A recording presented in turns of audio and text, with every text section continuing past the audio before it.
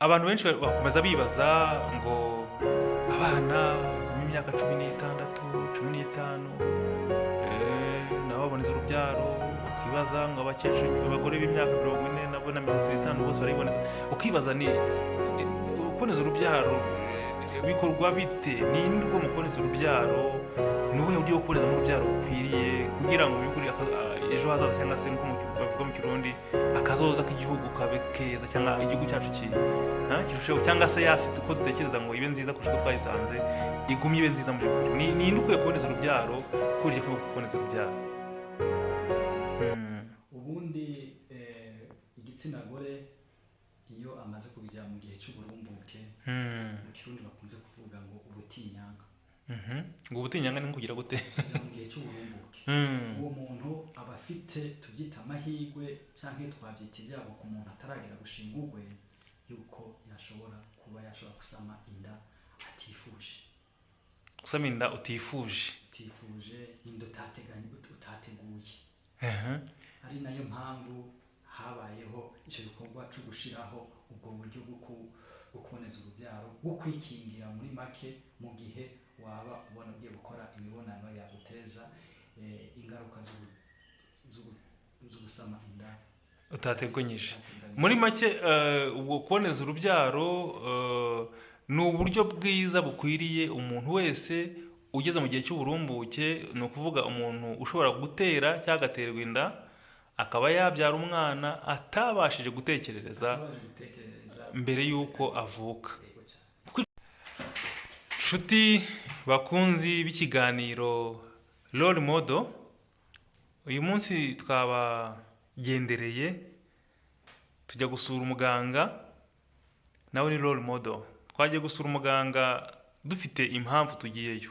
Hari abantu batwandikiye ubushize batubwira ko bibaza ibibazo byinshi binyuranye ku bijyanye no kuboneza urubyaro. Twagiye kureba umuganga mu karere ka Kicukiro, aho akorera mu murenge wa Kanombe. Tugera ku ivuriro ryitwa Trinity. Iryo vuriro twasanze umuganga witwa Dieudonné. Ni muganga Dieudonné, ni umuganga uhugukiwe maze kugira inaribonye mu bijyanye no kuvura indwara zitandukanye, ariko kandi afasha abantu benshi mu buryo bwo kuboneza urubyaro. Niwe rero twagiye dushaka, twamuhamagaye kuri telefone aratwitaba, tumugeraho. Muganga, muraho neza? Muraho neza. Turahageze. Murakoze cyane. Turahageze kandi tuhageze neza. Mwakoze kutuyobora neza. Karibu cyane. Kuri uyu munsi rero tudatinze, nagira ngo muganga Dieudonné atwibwire kandi atubwire mu by'ukuri kuboneza urubyaro ni iki. Abantu batwandikiye tubaza ngo kuboneza urubyaro, dushaka kugira ngo twumve ese kuboneza urubyaro mu mvugo ya kiganga ni iki. Ni karibu. Murakoze cyane. Kuboneza urubyaro mu rurimi Kinyarwanda, mu Kirundi bavuga ngo irondoka rijyanye n'amagara meza. Bivugitse neza cyane. Bijyanye n'amagara meza. Mu ndimi z'amahanga mu Gifaransa ni la planification familiale, mu Cyongereza planning family cyangwa family planning. Family planning. Yego. Abantu benshi bakunze kubishidikanyaho bakibaza ese kuboneza urubyaro ni iki, ese kuboneza urubyaro bikorwa gute, ese kuboneza urubyaro bifite izihe inyungu, ese ubundi bibaho koko muga, ese kuboneza urubyaro bifite izihe mbogamizi. Kuboneza urubyaro bibaho cyane, ni na gahunda nziza cyane. Ntabwo ari gahunda y'igihugu bwite, ni gahunda y'umuryango mpuzamahanga w'ubuzima ku isi, ariwo twita OMS. Mu Kirundi rero bakunze kuvuga ngo ni umuryango mpuzamahanga w'amagara y'abantu ku isi. Yego, amagara y'abantu ku isi hose. Ku isi hose. Urumva si igihugu, si umugambi w'igihugu kimwe, si n'umushinga w'igihugu kimwe, umushinga w'isi yose bitewe n'ubuzima bwa none tubayemo. Nagumye kwibaza wa mugani, isi yose itekerereza umuntu ku giti cye, igatekereza umunyarwanda, igatekereza umurundi, igatekereza umunyamerika, igatekereza umushinwa, ariko se koko gahunda yo kuboneza urubyaro cyangwa se nk'uko babivuze mu kinyarwanda ngo ni gahunda yo kurondera irondoka rijyanye n'amagara meza mu rurimi rw'ikirundi. Irondoka rijyanye n'amagara meza, ubu bishatse kuvuga mu kinyarwanda ni ukororoka cyangwa se kubyara ariko bigendanye no kugira ubuzima bwiza, ni ukubyara bijyanye n'ubuzima bwiza, ubuzima bukwiriye. Mu kinyarwanda tukunze kuvuga ngo ni kuboneza cyangwa kuringaniza, ni ukubyara abo dushoboye, kurera, apana kubyara umwana uzajya kurererwa kwa se wabo. Dukunze gusanga hano mu Rwanda muvuga ko ngo hari abana mukunze kwita ngo marine. Birambabaza cyane kumva ko hari abana mushobora kwita marine. Abana ba marine mu Kirundi ni abana bakunze kwita ngo ni ba mayibobo, abana bo mu muhanda, abana bo mu ibarabara. Birababaje cyane, cyangwa se nk'umwana ngo ni ikinyendaro, kubona hari umwana avuka atazi se, atazi nyina. Hari ababyeyi hari abaterwa inda, abagabo bagaruka batera inda batateganije, akamuta akagenda nawe akazamusigira mu kecuru nawe akaja mu muja gatondo. Birababaje cyane kuko icyo ntabwo kirimo mu by'ukuri planning familiale. Ntabwo yamupanga. Icyo bita planning ni kurondoka. Planning ni ugupanga, ni ugupangira ikintu. Ni ukuri urumva yuko uwo mubyeyi yaramubyaye uriya mwana bamufashe ku ngufu n'urugero, yaramubyaye yamufatiranije n'ubukene buhari bw'iki gihe n'urugero, yaramushije imbaraga cyangwa yaramushije imbaraga z'ubwenge, aramushuka. Ibyo bikunze kuvuga mu kinyarwanda ibishuko, ubushukanyi cyangwa se yamushyire mu bishuko, cyangwa yamusindishije. Aramuteye inda arigendeye, wa mukobwa nawe arabonye ko wa mwana ntamushoboye, aragiye amusigiye mukecuru, nawe agiye mu mujyi, agiye kwiyandarika cyangwa agiye gushakisha ubundi buzima, cyangwa ahuye n'ubuzima bubi, ubuzima bwiwe buhagararira aho ngaho. Bumva wa mwana baramupangiye, baramuplanifiniye, bumva baramuteguriye uburyo azabamo, azasigara umutwaro kuri leta. Yego, murakoze cyane. Ibyo uvuga nanjye numva mfatanyije nawe. Ni niyo mpamvu iki kiganiro, kubona umwana ngo ni umwana ku muhanda cyangwa ni mayibobo, ngo ni marine, ngo iki ngo iwawe hari abana bangana batya, ngo mu kigo kinini harimo kugororerwa abana, ngo ni igororero ngo ry'abana batabana ababyeyi, ugasanga imibare minini igenda izamuka, kandi uko wambwa n'ibintu bireze birahari cyane. So ndibaza rero ni iki twagiye cyangwa ni iki watubwira kuboneza urubyaro? Ubwo twabitangiye tubivugaho, ariko dukeneye kumva mu by'ukuri mu buryo bwimbitse, ninde muntu ukwiye kuboneza urubyaro? Ni iki gituma aboneza urubyaro? Yego, ndakomeje aho ngaho. Rero nibwo amaleta yo hirya no hino ku isi yarakoranye, asanga ikibazo cyari hirya no hino, ntabwo cyari mu bihugu bikenye byonyine, ibihugu bikize cyangwa mu bihugu biri hagati mu bushobozi. Baza gusanga bati umuryango mpuzamahanga w'ubuzima ku isi ari OMS, niwo utureberera, kuko twese washyiriweho twese, kandi washyiriweho ku nyungu za twese, kandi ku bwumvikane bw'ibihugu byose. Ubwo rero wagiye baturebera ibibazo biri hirya no hino, mu buseruko, mu buraruko, mu burengero, mu majyaruguru. Ndimo ndavuga Ikirundi kuko hariho n'abavuga n'Ikirundi rwose, kandi ururimi se ko dusaba gusemura. No mu burasirazuba bw'isi, aho hose ibyo bihugu byagiye bisanga hari icyo kibazo gikunze kuhaba. Bavuga bati twakora iki kugira ngo tugabanye iryo rondoka ridakwiye riteza abana kuba maribo. Birambabaza umunyamakuru kumva ko hari umuntu yitwa kumva wabyaye umwana ukamwita maribo, wabyaye umwana ukamwita marine. Ni imvugo mbi, ni imvugo mbi ibabaje.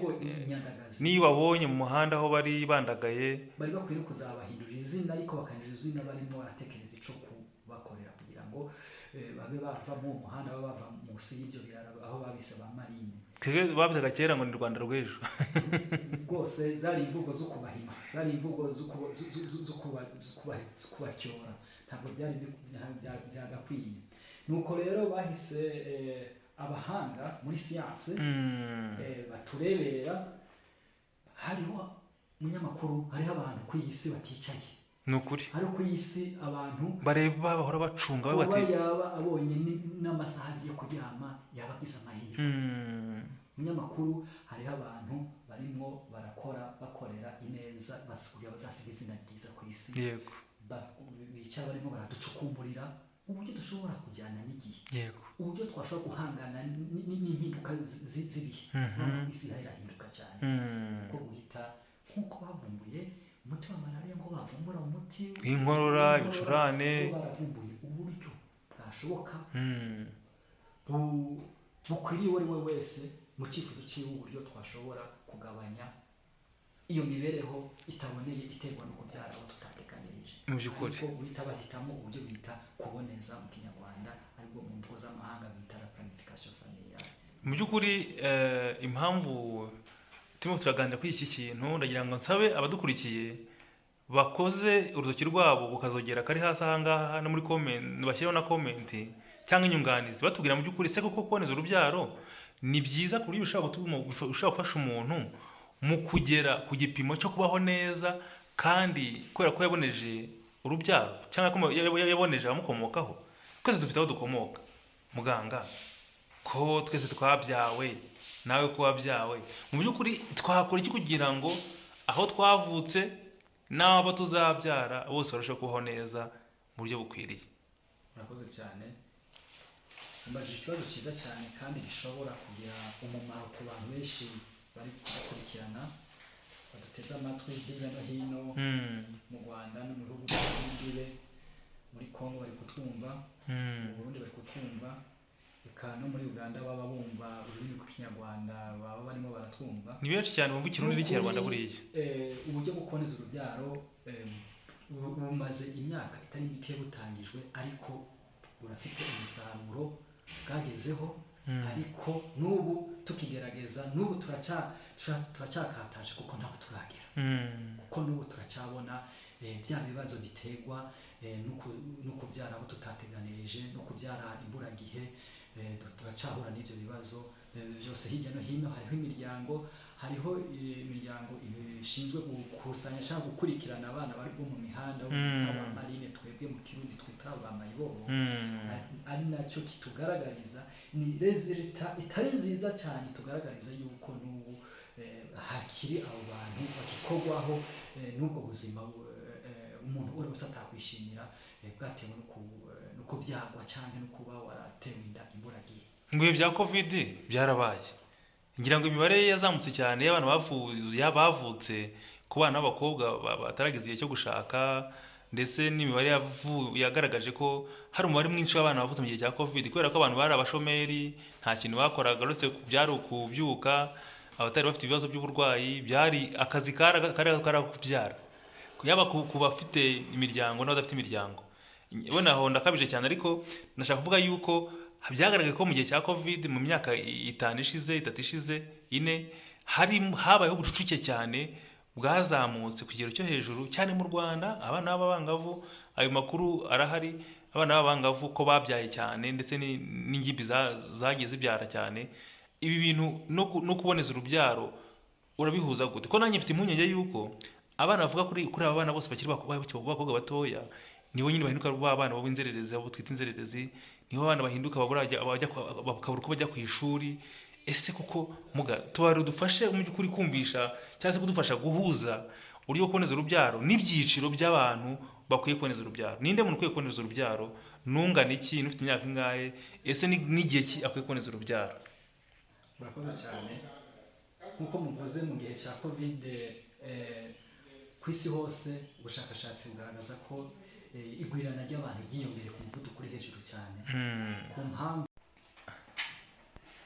nkuko mubizi neza yuko mu bihe bya covid twagiye duhura n'imbogamizi nyinshi. Yewe n'abo bantu abari basanzwe bari muri gahunda yo kuboneza urubyaro nabo bakozweho no kuguma mu rugo, kuko ntibabasha kugira ngo bagere kwa muganga, kuko ntibari barebye hari hemerewe kujya kwa muganga. Mwazi mutubwira kuva na kare uburyo bwo kuboneza urubyaro ko bwateguye mu rwego mpuzamahanga, ko ari gahunda y'isi muri rusange, ariko turibaza muri kino gihe nyuma ya covid nk'uko twabivugaga byagaragaye cyane ko abana babaye benshi. Ese ninde muntu mu by'ukuri ukwiye kuboneza urubyaro muri iki gihe cya none? Murakoze cyane. Kuboneza urubyaro hari umugwi w'abantu wo kwita mu Gifaransa, ubwo mu rwego n'icyiciro mu Kinyarwanda mu gifaransa aho bita ngo l'âge de procréation. L'âge de procréation ni wa muntu wese amaze kuja mu gihe c'uburumbuke.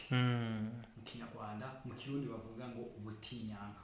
Ubutinyanka mu kirundi abantu batwumva bavuga ikirundi cyangwa ikirundi ndakeka icyo kintu baba iryo jambo niyo batwandikiye muri comment niyo ko ubutinyanka babuze baba bazi ubutinyanka ubwo baraza kudusobanurira neza yuko ari ubwa mbere bavyumvise cyane. Hama guhera kw'icyo ciciro kugera ku ciciro cy'abantu bageze mu gihe icyo bita mu Gifaransa menopause, ageze guca imbyaro. Umuntu yamaze guca imbyaro ubundi ntabwo aba akiboneje urubyaro kuko urumva n'ubundi ntabwo aba akibyaye. Munyamakuru sinkubeshye cyane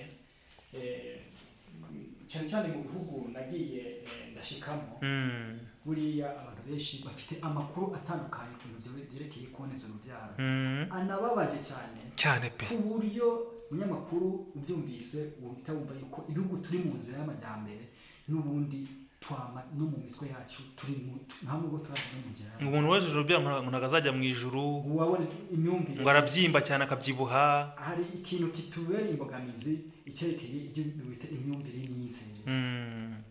Imyumvire y'imyizerere rwose iyo nayo iri mu bintu bimwe bihaye biratuma abantu badashobora gusobanukirwa neza kuboneza urubyaro icyiza cyabyo. Hakaba n'abandi bafite amakuru y'ibihuha. Ese hari umupasiteri abyaye umwana umwe cyangwa pasiteri abyara abana umwe, babiri, batatu, batanu?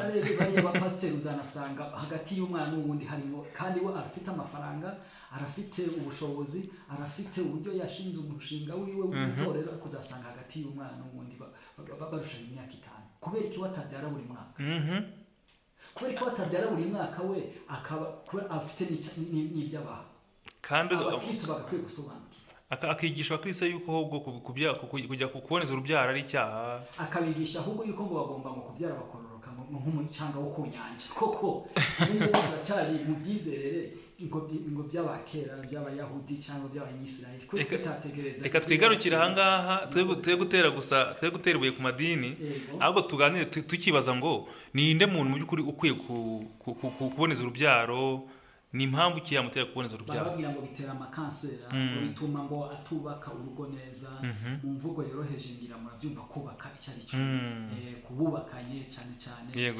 Ese k'uwo muntu afite imyaka 14, 15, 17, ubwo ngubwo arashaka kujya yubaka urugo gute akiri umunyeshuri, ari mu mwaka wa mbere, ari mu mwaka wa kabiri? Yego, kubera kubw'impanuka yakagombye bakunda guhura nazo, yakagombye gukoresha uburyo bwo kwirinda. Ujye kuboneza urubyaro bise bimfasha no kugira ngo ndabasobanurire uburyo bwemewe bwo kuboneza urubyaro.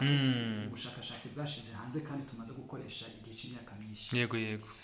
Tukunze guhura n'abantu bafite ibihuha, ariko ibyo tugomba kuba nk'ababishyizeho akadomo. Muri make dushaka guca amazimwe cyangwa tugaca abantu kubeshya bavuga ko kuboneza urubyaro hari imbogamizi bitera, kuko batazi uburyo bwabyo ubwo aribwo. Ubu ngubu hano muri Afurika yo munsi y'ubutayu bwa Sahara, uburyo turimo turakoresha uburyo bugeze kuri 7. Uburyo 7 ntabwo ubukoresha ku mbaraga, kandi bwose ntibukoreshereza rimwe. Wowe muntu, wewe wasobanukiwe, wewe wamaze gufata umwanzuro wo kujya kugana. Yego, turacyari mu kiganiro n'ubundi dusaba abagikurikiye kugira ngo bakore kuri comment batwandikira tubwire mu by'ukuri muri ubu buryo muganga agiye kutunyuriramo, cyangwa se muri ubu buryo bwagenwe n'umuryango mpuzamahanga ushinzwe kubungabunga imibereho myiza cyangwa se amagara y'abantu nk'uko bavuze mu Kirundi.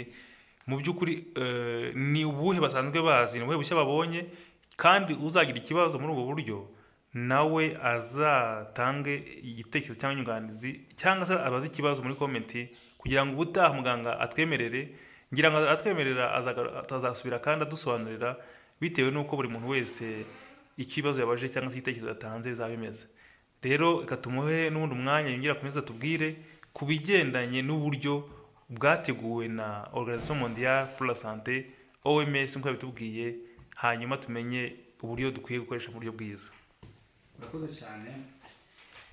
Nari ndimo ndababwira uburyo dukunze gukoresha muri Afurika yo munsi y'ubutayu bwa Sahara, uburyo burindwi. Muri ubwo buryo burindwi umwe wese agomba kwihitiramo ubwe inyuma yo guhura na muganga yamusuzumye akamwereka ubumukwiriye bitewe n'ubuzima bwe. Bigira ngo bigendana n'uburyo icyo bavuga ngo bitewe n'amagara ye ko yasanze ahagaze. Bya bine ni ukuri, uburyo bwose ntabwo buri wese yemewe kubukoresha. Uburyo bwose ntabwo wemerewe kubukoresha mu gihe utakoresheje isuzuma kwa muganga. Yego. Umanza gusuzumwa na muganga akaguhitiramo ubukubereye. Mu bwo burindwi ashobora kuguhitiramo butatu bitewe n'uko yagusuzumye, nawe ubwo butatu ugahita wihitiramo kamwe wowe uhisemo. Bumwe nawe uhisemo.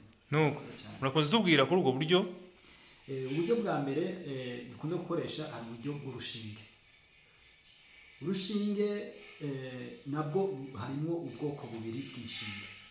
Urahitamo urushinge rw'amezi 3 cyangwa ugahitamo urushinge rw'amezi 2. Hakabamo uburyo bwako bakunze kwita ngo agapira.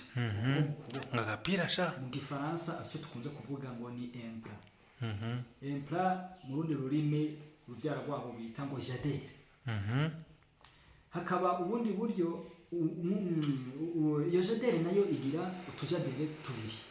Hariho ak'imyaka 5 hakaba n'ak'imyaka 3. Ibyo byose n'amahitamo iyo umuntu wese yahagurutse yiyemeje agiye gukoresha uburyo bwo kuboneza urubyaro. Uburyo bwa gatatu hari uburyo bw'ibinini.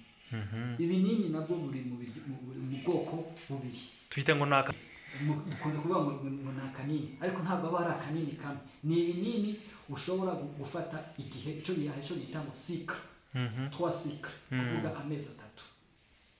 Hama ibyo ako kanini hariho ibyo wemerewe mu gihe wonsa umwana ari munsi y'imyaka y'amezi 6, n'ibyo wemerewe mu gihe atamwana ufite wonsa atari munsi y'amezi 6. Habaho n'icyo bita diyu mu ndimi z'Igifaransa. Ni uko babifunyafunye, nicyo bita nakapira ko mumura. Agapira ko mumura nako gapira ko mumura kagira amoko abiri. Hariho ak'imyaka 5 n'ak'imyaka 10. Hakaba n'ubundi buryo bwo gukoresha agakingirizo bwo bita kondomu. Nabwo buri mu buryo bwo kuboneza urubyaro. Mbe ubwo bugakora mu buryo buri double. Mu Kinyarwanda uko navuga ngo ugakora inshuro ebyiri. Bufite imimaro myinshi. Buragukingiye kutwita iyo dutateganije. Bwo kanagukingira n'izindi ndwara zo mu myanya myororokero. Harimo n'indwara tuzonze isi. Sida, bita sida, hepatite n'izindi zandura mu myanya myororokero. Hakaba n'ubundi buryo bita kubara. Yego. Bakoresha urunigi. Ubwo buryo bwose mu nyamakuru tukiri aho n'ubundi buryo bita ngo spermicide. Spermicide ni uburyo bwo gukoresha imiti yishe intanga cyangwa imiti mu gitsina mu gihe cy'imibonano. Iyo miti igomba guhita yica intangangabo uburyo udashobora gutwita. Icyo gihe rero umuntu wese ateganya kuboneza urubyaro cyangwa ashaka kwirinda inda zitateganije ahitamo uburyo bumunogeye bitewe n'icyo muganga yamuhaye. Yego.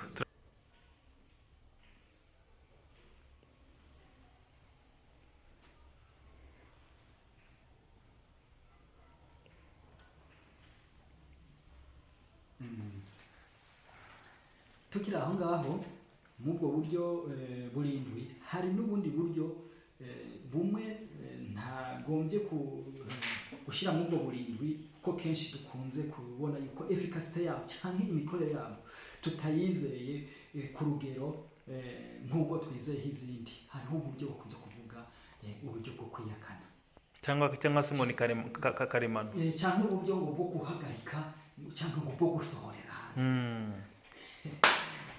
Munyamakuru uri aho ngaho nkubwire nawe uri umuntu mukuru. Bantu mutwumviriza muri abantu bakuru. Nibatubwire ko ese birashoboka bijya bibaho. Igikorwa cyo guhuza ibitsina cyo gukora imibonano mpuzabitsina murabizi ko kiba kimeze murabizi icyo gikorwa ku bantu mugikora mubyemerewe n'abantu mugikora mutabyemerewe nabo ariko ntabwo tubashishikarije ko muhaye murakora ibintu byiza murimo muratwiba murimo mwiba abantu murimo mwiba ababisezeranye kubikora babyemerewe cyangwa se bazabigeraho mu gihe kizaza ni igikorwa kirimo ibyishimo kirimo uburyo ubwonko budashobora kukwemerera yuko 100% wakwiya ku muntu ku buryo atakuntu wasubira kumva yuko atashobora gutwita niyo mpamvu ubwo buryo kenshi ntabwo nkunze je kubugira inama abantu kuruta uko bagisha kuruta uko bagira uburyo bwemewe uburyo budasubira